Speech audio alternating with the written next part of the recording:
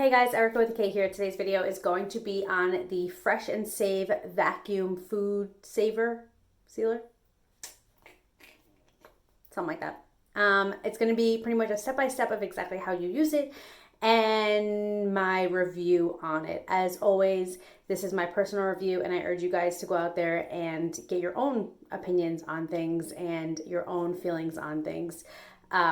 Just because I feel a certain way about it doesn't mean that you should feel that way, but I do want to show you guys how you use it, and that's about it. So let's get into this video. So how it works is, first you're going to put your product actually in the bag. We like to label our bags. If we're using raw chicken or anything like that, we'll just designate a bag for that. So we do write on it with marker that it is the raw chicken bag.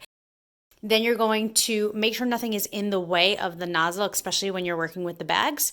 When you're working with containers, it's a little bit different, but when you're working with those bags, just make sure nothing's by that little suction area.